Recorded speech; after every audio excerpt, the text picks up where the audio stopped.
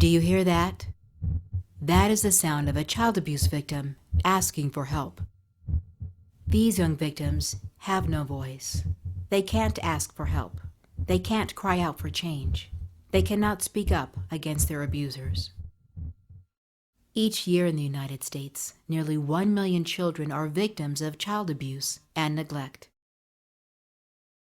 Almost 9,000 of those children are here in Colorado. In 1 year, 35 of them died.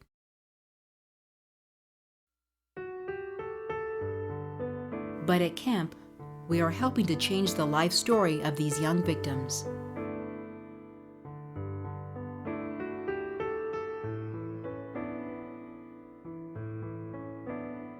This is my story about my son, Billy. We actually fled a very abusive situation. He was 4 years old at that point. My son started exploding into different odd tendency behaviors, and he was touching children inappropriately. He was looking under stall doors. He was having accidents a lot, and he was also having regular nightmares. The Safe House was who referred us to the Kempe Center. She said, they're awesome, they work with children, they would know what is wrong with your son. So I was petrified to go through the doors. Got in the doors and met Dr. Kelly. It took her 1 hour to evaluate my son, and she found that he was sexually molested within that hour frame. He disclosed it through playing puppets with Dr. Kelly, playing firemen.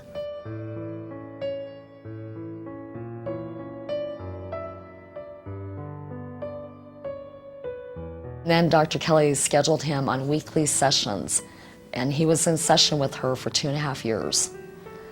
Within 1 month of having therapy at the Kempe Center, he improved.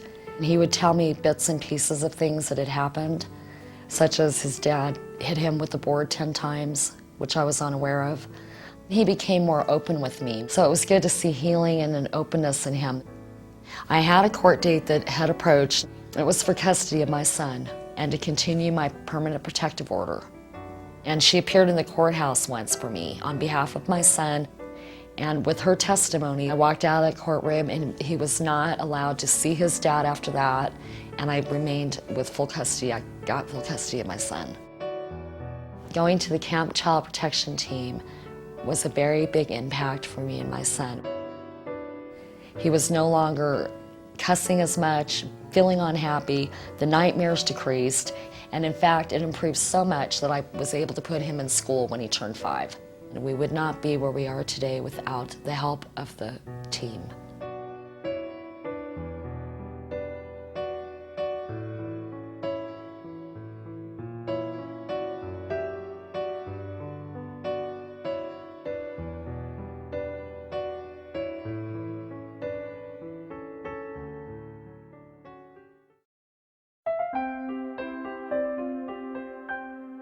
This is the story of Mariah. She came into our program when she was just a couple months old, and she had been placed into the system because she had been born just about 3 months premature. She was only a couple pounds at birth. Her mom, unfortunately, had been doing drugs and had gone into labor, obviously, very early. When we first started seeing Mariah, we saw her when she was about 3 months old. She didn't like to be touched a lot of the time because it was very overstimulating for her.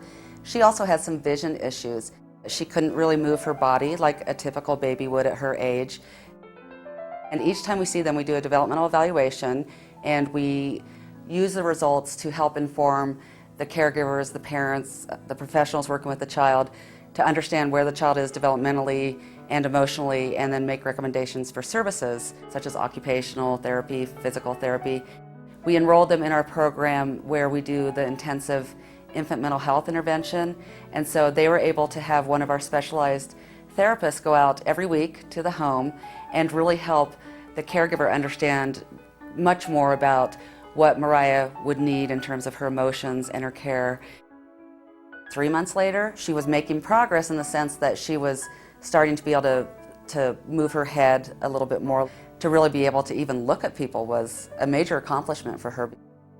And each time she looked happier, she looked healthier, She was able to really be touched and hugged like you want a child to want to be hugged, and just developing a really wonderful relationship with her new adoptive family. The latest time that we saw Mariah, she was 3 years old, and pretty much all her motor problems are gone. She can move her body, she can run, she can jump, just like a typical 3-year-old. Those first 3 years of what we gave and what everybody else gave to her made a huge difference in who she is today and who she'll be tomorrow.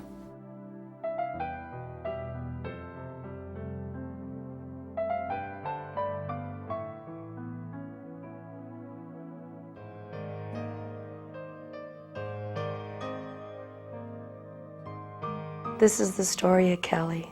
Kelly was outgoing and engaging and so sweet, and huge empathy, and a very caring little girl.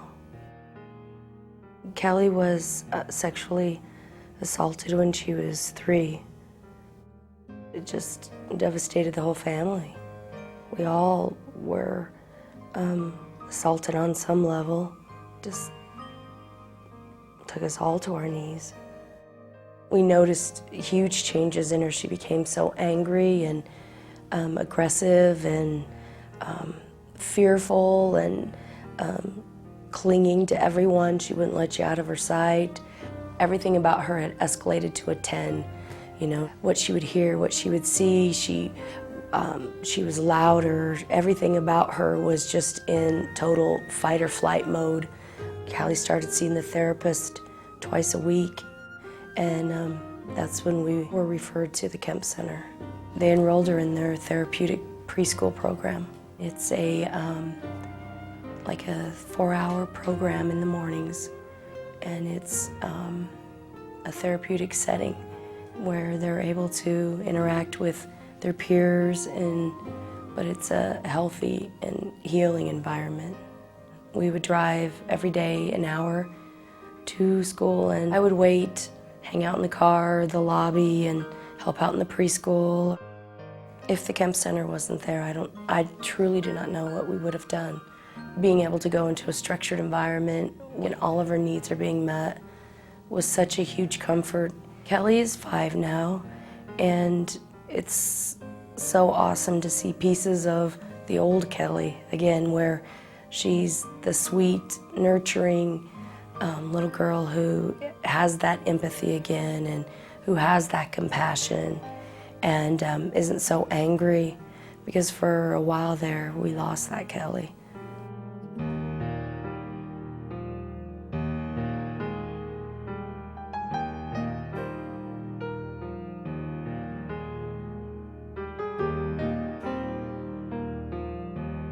It's such a huge achievement for her to graduate the Kempe for her, but it's a happy day, and where you move on. And we've enrolled Kelly into public school, and she's started kindergarten, and she's doing amazing.